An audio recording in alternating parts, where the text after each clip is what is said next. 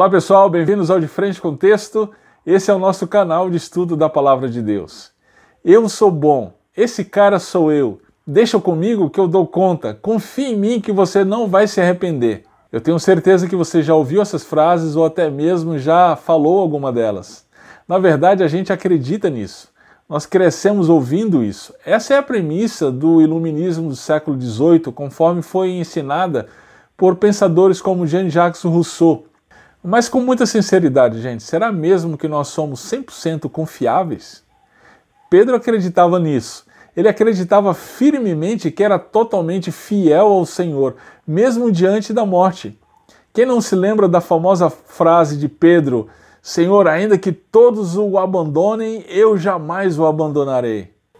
Mas na narrativa de hoje nós vamos ver uma realidade muito diferente daquela que Pedro acreditava. Nós vamos ver fracasso de um lado, injustiça do outro, traição, mas também a majestosa luz do nosso Rei em obediência ao Pai, lidando com tudo isso. O estudo de Marcos, gente, tem sido fantástico, mas o texto de hoje você não pode deixar de ver. Eu tenho certeza que essa passagem irá impactar a sua vida. E no final, deixa o seu comentário testemunhando daquilo que o Senhor falou com você, tá bom? Combinado assim? Então vamos lá, vamos para De Frente com o Texto. Muito bem, gente. O texto que estudamos na semana passada foi Marcos capítulo 14, verso 1 a 26. Lembre-se, nós vimos que a mensagem central é que Jesus é o Cordeiro da nova aliança. Nós o rejeitamos ou o adoramos?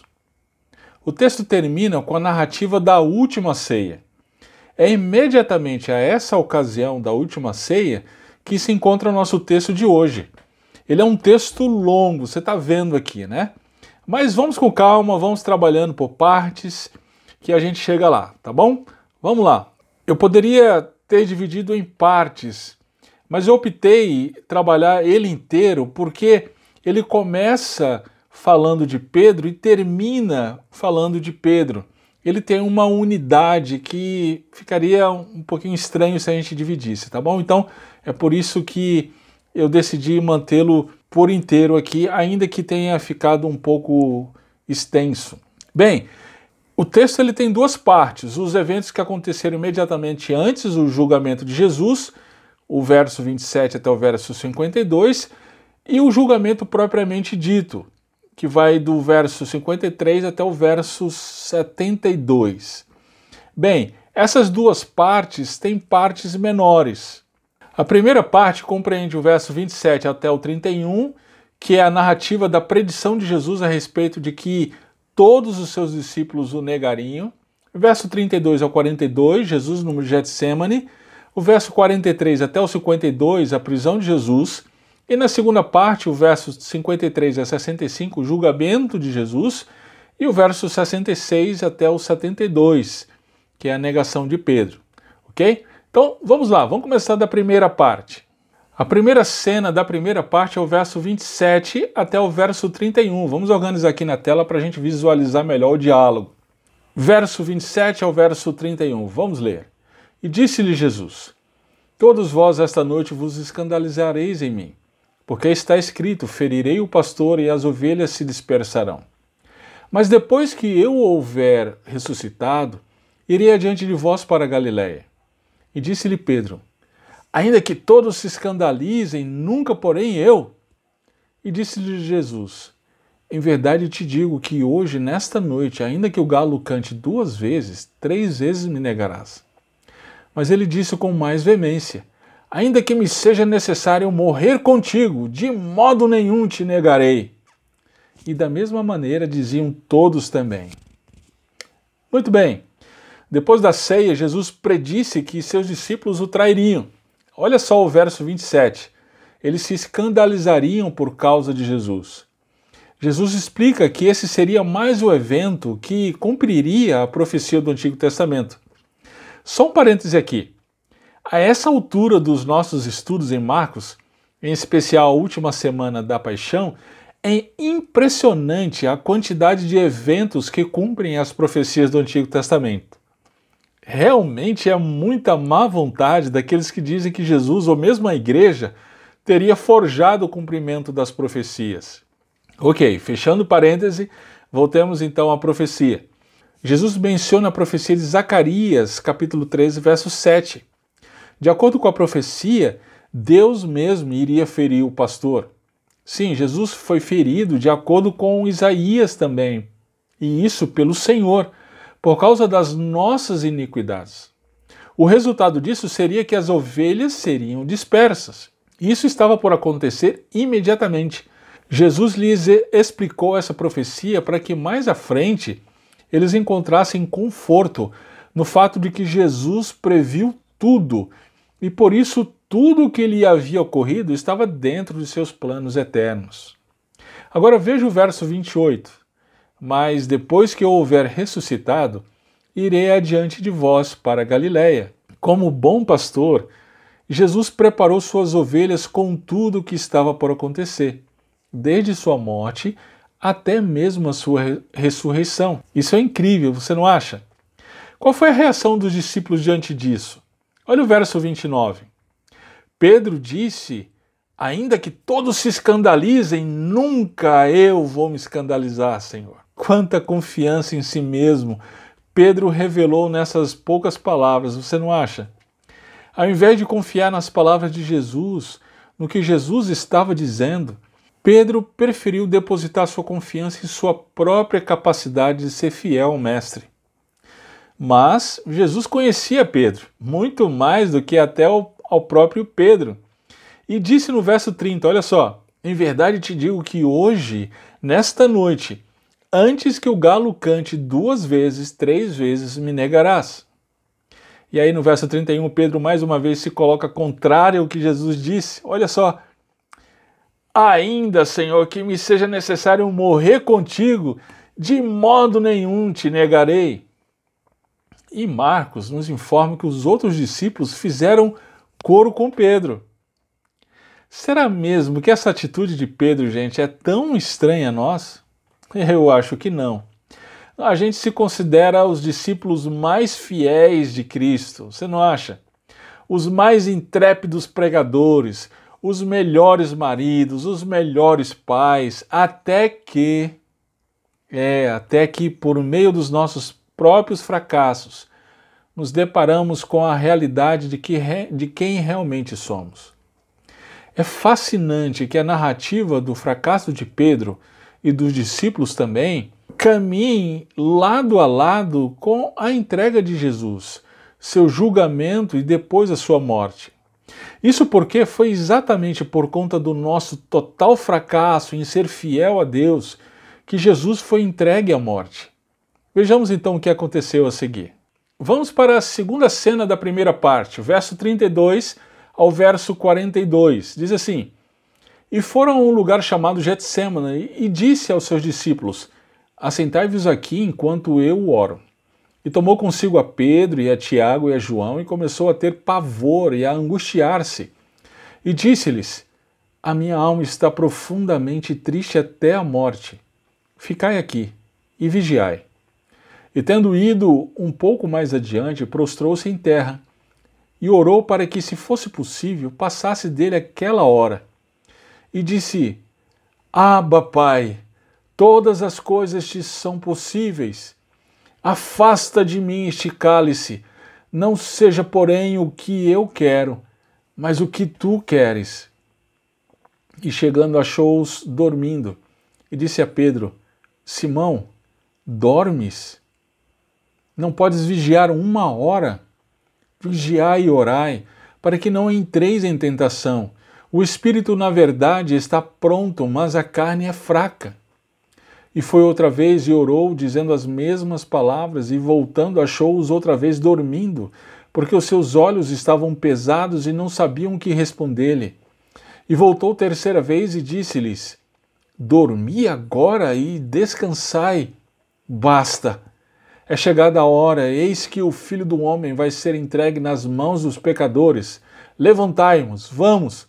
Eis que está perto o que me trai. Que texto cheio de emoção, não é mesmo, gente? Vamos organizar aqui na tela para a gente visualizar melhor. Jesus levou seus discípulos para um lugar chamado Getsêmani. Esse era um pequeno bosque cuja localização não se sabe com certeza. Jesus os levou para orar. O verso 33 é incrível. Jesus tomou consigo mais particularmente Pedro, Tiago e João. E Marcos nos informa que Jesus teve pavor e angústia. Olha só. Jesus era totalmente Deus, mas também totalmente homem. Como tal, ele experimentou sentimentos totalmente humanos. O autor de Hebreus escreveu no capítulo 4, verso 15, o seguinte: porque não temos um sumo sacerdote que não possa compadecer-se das nossas fraquezas. Porém, um que, como nós, em tudo foi tentado, mas sem pecado. Sim, Jesus experimentou profunda angústia. Olha o verso 34. A minha alma está profundamente triste até a morte. Queridos, nós experimentamos um momento de profunda tristeza, de profunda angústia por conta da pandemia que nós estamos vivendo. O nosso Deus, o nosso Senhor, sabe exatamente o que é essa angústia da morte. Jesus não era uma daquelas divindades da antiga Grécia que ficavam no Olimpo olhando com indiferença os pobres mortais. Jesus é o verdadeiro Deus que se fez homem, experimentando profundamente e verdadeiramente as nossas angústias. E depois de instruir aos seus discípulos que vigiassem, Jesus se colocou a orar. Qual será que foi o conteúdo da oração? Olha só o verso 35. Ele prostrou-se em terra e orou para que, se possível, o Pai passasse dele aquela hora. Aquela hora seria a hora mais terrível de toda a existência humana. O momento em que o cordeiro seria esmagado por causa da corrupção do nosso coração. O momento das trevas. No verso 36, Jesus usa a expressão Abba para se referir ao Pai. É uma expressão de intimidade com o Pai. Em seguida, ele pede que o Pai afastasse dele o cálice, uma vez que tudo seria possível ao Pai. Que cálice será que é esse que Jesus menciona? Jesus já havia mencionado esse cálice em Marcos capítulo 10. Esse era o cálice da ira de Deus sobre todo o pecado. Todo o sofrimento físico, mas também espiritual que Jesus estaria por beber. Sim, normalmente temos em mente somente os sofrimentos físicos pelos quais Jesus passou. É ou não é? Mas o sofrimento espiritual foi ainda mais terrível, gente. Envolveu a separação entre o pai e o filho, naquele lapso de tempo da cruz, quando o filho recebeu sobre si todo o nosso pecado e isso o separou do pai. É sobre isso, gente, que Jesus está orando. O que também é incrível é a total submissão de Jesus ao Pai. Veja ainda aqui no verso 36. Não seja, porém, o que eu quero, mas o que tu queres. Gente, eu fico realmente chocado com tanta gente hoje determinando, profetizando, declarando coisas para Deus. Essas pessoas argumentam dizendo que são filhos de Deus e por isso têm autoridade para fazer isso. Bem, olhe para o Getsemane. Olhe para o Filho de Deus. Alguém que realmente tinha toda a autoridade para determinar o que quisesse. Mas ele não fez isso. Ele simplesmente se submeteu à vontade soberana do Pai. Glória a Deus, porque na sua obediência nós temos a redenção dos nossos pecados. E os discípulos? Como estavam diante de tudo isso? Dormindo. Olha o verso 37. Pedro dormia. Se não fosse trágico, seria cômico. Aquele mesmo Pedro que instantes antes havia dito que ainda que fosse necessário morrer por Jesus, ele de modo nenhum o negaria. Bem, ele não conseguia sequer ficar acordado por 1 hora. Olha o verso 38. Vigiai e orai para que não entreis em tentação. O espírito, na verdade, está pronto, mas a carne é fraca. O que isso significa? A carne a qual Jesus se refere é a natureza humana. A natureza humana tem suas fragilidades próprias, seja do ponto de vista físico ou espiritual. A espírito, Jesus refere-se à vontade de fazer o que é certo diante de Deus. Essa vontade é restaurada em nós por meio de Cristo. Diante então das circunstâncias adversas, nós somos convidados a orar, a expressar com mais veemência a nossa inteira dependência a Deus, para que a nossa natureza humana, com suas fragilidades que lhe são próprias, não nos domine e caiamos na tentação. Entretanto, a despeito dos alertas de Jesus, seus discípulos ainda dormiam. Por fim, Jesus os acorda e diz que a hora é chegada. Olha o verso 41. Jesus diz ainda que o Filho do Homem estava sendo entregue nas mãos dos pecadores. E aí Jesus instrui para que eles se levantassem, porque o traidor estava se aproximando. Preste bem atenção aqui. É bem interessante os detalhes dessa narrativa. Com todas essas informações à mão, não era para Jesus ter fugido? Na sua infância, seus pais foram para o Egito em face do perigo de Jesus ser assassinado por Herodes. Ele podia fazer o mesmo naquele momento, mas ele fez ao contrário, ele foi ao encontro do seu traidor. Perceba ainda que Jesus disse que o Filho do Homem foi entregue aos pecadores. Entregue por quem? Lembre-se, Jesus acabou de orar: Pai, passa de mim este cálice. Ali estava a resposta da sua oração. O pai respondeu que o plano seria mantido. O pai disse não ao seu filho. O pai o estava entregando como cordeiro. Como você se depara com essa narrativa? Gente, ela vem a mim com um impacto enorme. Que tamanho amor do pai! Ele entregou o seu próprio filho à morte para a minha redenção. Não a redenção de um cara legal, de um herói, mas de alguém que não é capaz nem mesmo de ficar acordado por 1 hora em oração.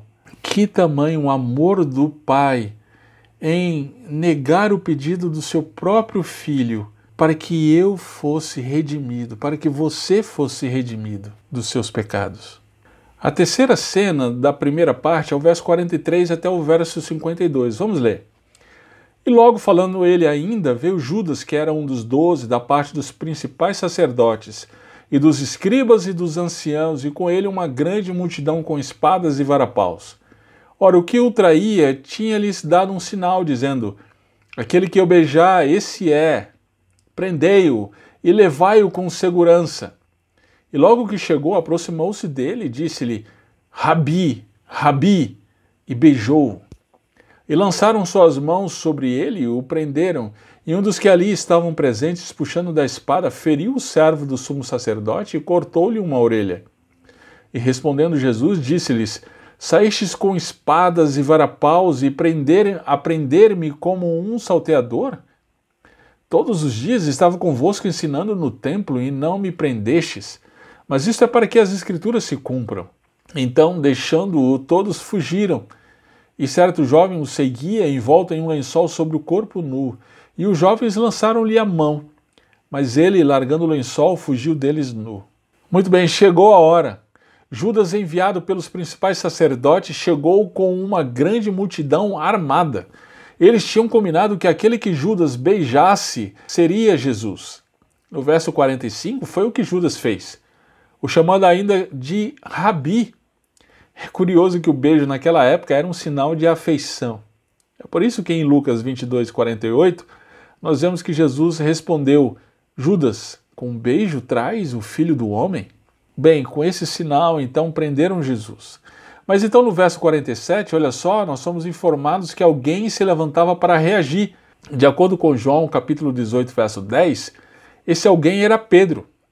Ele puxou a espada e decepou a orelha do servo do sumo sacerdote. Pedro ainda não havia entendido nada. Ainda não tinha entendido o significado na morte do Senhor. E ali Jesus estava sendo entregue como cordeiro pelos nossos pecados. Além disso, talvez essa atitude tenha sido parte daquilo que Jesus falou sobre o vigiar para não entrar em tentação, não é? Bem, na sequência, no verso 48, Jesus apontou mais uma vez para as Escrituras. Ele não citou um texto específico, mas mostrando que o evento em si apontava para as profecias do Antigo Testamento que mostravam o sacrifício que o Filho do Homem deveria fazer. Mais uma vez, Jesus mostra que tudo o que estava acontecendo estava dentro do plano de Deus para a nossa redenção. O verso 50 é bem interessante. Todos fugiram. assim como Jesus disse que aconteceria. O verso 51 relata a respeito de um jovem que, em seu desespero pela iminência de ser preso, fugiu nu. O texto não informa quem era esse jovem. É provável que esse jovem era o próprio Marcos, que escreveu esse relato. Acredito que ele quis inserir esse relato porque mostra de maneira ainda mais vívida o verso 50. A fuga de todos os discípulos. Isso aconteceu com um desespero tal que até mesmo um jovem que os acompanhava fugiu sem as roupas. Agora o Senhor estava sozinho, assim como havia avisado que aconteceria. E aí então vamos para a segunda parte da narrativa, com as duas cenas do julgamento. A primeira cena da segunda parte é o verso 53 ao verso 65. Vamos ler. E levaram Jesus ao sumo sacerdote e ajuntaram-se todos os principais sacerdotes e os anciãos e os escribas. E Pedro o seguiu de longe até dentro do pátio do sumo sacerdote e estava sentado com os servidores, aquentando-se ao fogo. E os principais sacerdotes e todo o concílio buscavam algum testemunho contra Jesus para o matar e não o achavam, porque muitos testificavam falsamente contra ele, mas os testemunhos não eram coerentes. E levantando-se alguns, testificaram falsamente contra ele, dizendo: Nós o ouvimos dizer: Eu derrubarei este templo, construído por mãos de homens, e em 3 dias edificarei outro, não feito por mãos de homens. E nem assim o seu testemunho era coerente. E levantando-se então o sumo sacerdote no sinédrio, perguntou a Jesus, dizendo: Nada respondes? Que testificam estes contra ti? Mas ele calou-se e nada respondeu. O sumo sacerdote lhe tornou a perguntar e disse-lhe: És tu o Cristo, filho do Deus bendito? E Jesus disse-lhe: Eu o sou. E vereis o Filho do Homem assentado à direita do poder de Deus e vindo sobre as nuvens do céu. E o sumo sacerdote, rasgando as suas vestes, disse: Para que necessitamos de mais testemunhas? Vós ouvistes a blasfêmia? Que vos parece? E todos o consideravam culpado de morte. E alguns começaram a cuspir nele e a cobrir-lhe o rosto e a dar-lhes punhaladas e a dizer-lhe: Profetiza! E os servidores davam-lhe bofetadas. Muito bem, essa narrativa é a do julgamento de Jesus. Da parte dos acusadores, do juiz, é um verdadeiro show de horrores. É um julgamento proforme, cuja sentença já estava dada muito antes de começar o julgamento. Olha o verso 53. Diz que Jesus foi levado ao sumo sacerdote, principais sacerdotes, os anciãos, escribas. Estes são os mesmos que, desde o capítulo 3 de Marcos, somos informados que procuravam ocasião para matar Jesus. Ou seja, o cordeiro foi dado aos lobos. E é interessante, Pedro seguia de longe, acompanhando o julgamento. Logo mais, nós vamos voltar para Pedro. Agora olha o verso 55, os algozes de Jesus estavam com um problema. Eles buscavam alguma coisa em Jesus para tê-lo no que o acusar, mas não achavam. Os testemunhos que eram dados eram descaradamente forjados. Até mesmo aquele que disse que Jesus teria afirmado que derrubaria o templo. Veja o verso 58. Até mesmo esse era incoerente. Até que o sumo sacerdote tomou a palavra e perguntou a Jesus. Olha aqui o verso 60. Nada respondes? Que testificam estes contra ti? E aí o verso 61 diz que Jesus se calou. Isso nos lembra Isaías 53, como ovelha muda foi levada ao matadouro. Então o sumo sacerdote fez uma pergunta a Jesus que foi determinante no julgamento. Olha o verso 61. És tu o Cristo, filho do Deus bendito? Está lembrado de como o evangelho de Marcos começa? Marcos capítulo 1, verso 1 diz: princípio do evangelho de Jesus Cristo, o Filho de Deus. Essa é a verdade que Jesus estava evidenciando por toda a sua vida e pregação. Talvez se isso fosse meramente um discurso de Jesus, coisa da sua cabeça, ali seria um momento em face da morte dele negar isso. Mas veja a resposta de Jesus. É realmente incrível e maravilhosa. Olha só, eu o sou.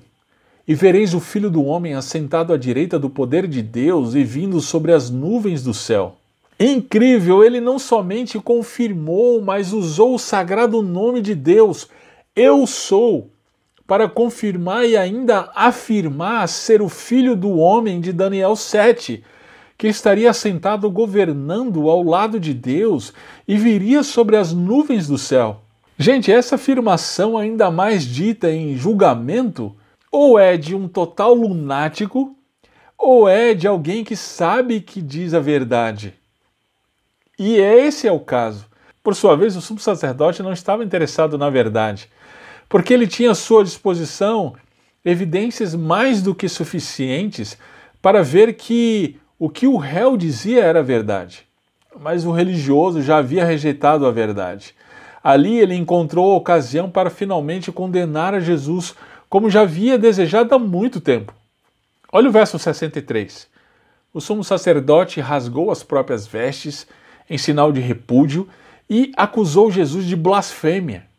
Naquele momento o tribunal entrou em polvorosa, concordou de imediato e o condenaram à morte. Nesse mesmo covil de lobos, ou melhor, tribunal, o cordeiro começou a ser ultrajado.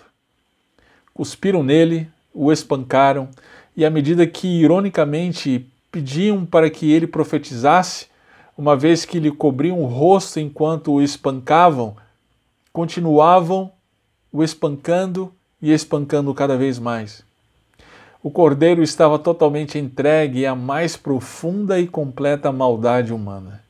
E tudo isso por causa dos meus pecados e dos seus pecados. Muito bem.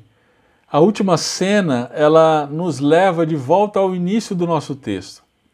Lembra que Jesus disse a Pedro que ele o negaria 3 vezes antes que o galo cantasse? Pois é, Pedro respondeu que mesmo que fosse necessário morrer com Jesus, de modo nenhum o negaria. E da mesma forma, todos disseram isso.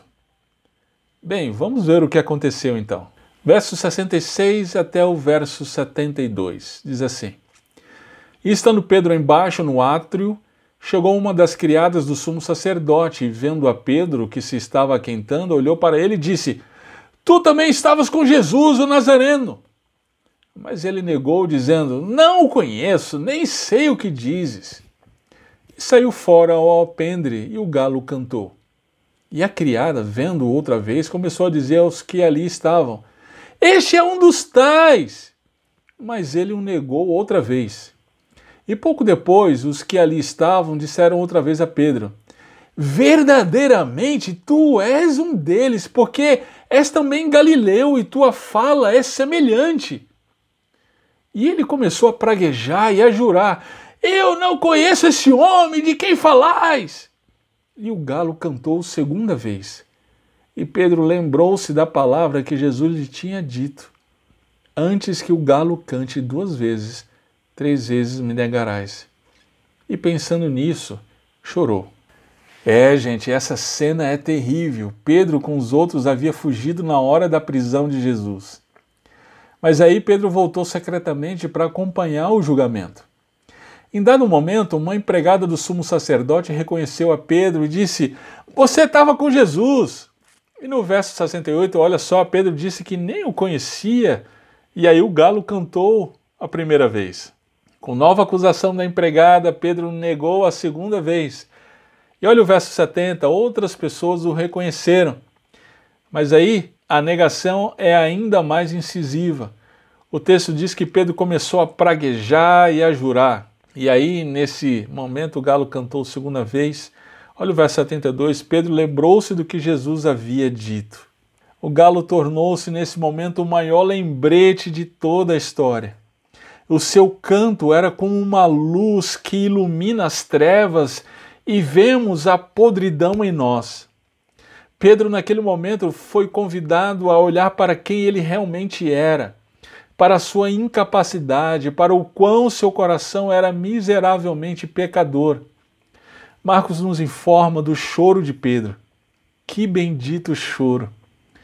Eu digo bendito porque é com a visão de quem realmente somos que nós temos a possibilidade de olhar mais adiante e ver o Cordeiro sendo imolado por nós. Gente, que texto fascinante! Ele nos convida a chorar junto com Pedro a nossa incapacidade, as nossas incoerências. Nos convida também a nos chocar com as profundezas da nossa própria maldade, que terminou condenando Jesus. Mas, por fim, nos convida a receber o sacrifício que Jesus se submeteu obedientemente como Cordeiro de Deus. Dessa forma, a mensagem central desse texto é essa: Jesus entregou-se à vontade do Pai, submetendo-se à traição, julgamento injusto e negação dos seus discípulos. Jesus é o Cordeiro de Deus, o Cordeiro obediente de Deus, que se entregou pelos nossos pecados. Vamos pensar em algumas coisas específicas mediante isso. Gente, o meu coração está prostrado diante do Senhor Jesus. Que narrativa fascinante! Não tem como não ser impactado por esse texto. Nós somos convidados a nos identificar com os discípulos. A despeito de muitas vezes nos considerarmos os mais fiéis, os mais santos, aqueles que de tão bons só precisamos de uma ajudazinha de Deus para a salvação, e nos juntamos a Pedro e dizemos: nunca te abandonarei. A intenção pode ser até boa, mas a realidade é que somos como Pedro, e os nossos próprios fracassos nos fazem ver a realidade de quem realmente somos. Diante da pressão, nós abandonamos o Senhor, nós o negamos se for preciso, para ficarmos bem. Mas a boa notícia é que diante dos nossos fracassos, do choro que nos acomete, a realidade da visão da nossa própria alma, ao negarmos o Rei, nós somos convidados a olhar para ali ao lado, para além de nós mesmos, para além do nosso próprio coração, para a cruz. Veja comigo, lá vai o Cordeiro. Ele está sendo imolado por causa da nossa culpa. Ele está sendo julgado injustamente. Aquele que tem autoridade sobre todo o universo, ele está indo obedientemente ao Pai, rumo aos seus algozes. Que boa notícia! Que Deus nós servimos! Foi exatamente por conta do nosso coração traidor, incapaz de amá-lo, que ele nos amou e morreu por nós. Diante de tudo isso, diante desse Deus tão amoroso, a gente precisa pensar: que resposta você tem dado à obediência de Cristo? Você é discípulo do Senhor ou faz parte da multidão que o condena? Não existe imparcialidade. Não existe tal coisa como: depois eu respondo. Não. Estamos diante de uma decisão. Por fim, a gente precisa pensar o seguinte: dizem que o homem afirma qualquer coisa quando está sob tortura, não é mesmo? Bem, Jesus foi verdadeiro, coerente e manteve tudo o que havia ensinado mesmo diante da mais cruel injustiça e humilhação. E sabe o que ele disse diante de seus algozes? Eu sou, e vereis o Filho do Homem assentado à direita do poder de Deus e vindo sobre as nuvens do céu. Sim, o Cordeiro virá como leão e julgará todos os que o rejeitaram. Mas também ele dirá: vinde benditos de meu Pai. Dirá a todos que olharem para ele como Salvador. Muito bem, eu não falei para você que é impactante esse texto? Meu coração está queimando aqui diante da palavra de Deus. Então eu quero encorajar você a pensar em uma pessoa, orar por ela e compartilhar esse texto com esta pessoa. Muitas pessoas precisam ouvir sobre o nosso Rei, sobre o Evangelho, sobre as boas notícias de que o nosso Rei veio trazer o seu reino eterno. Ele veio como servo sofredor, mas em breve voltará como leão para julgar toda a terra. Ficamos por aqui hoje, que Deus abençoe e continue abençoando você. Até a próxima semana, se Deus assim permitir.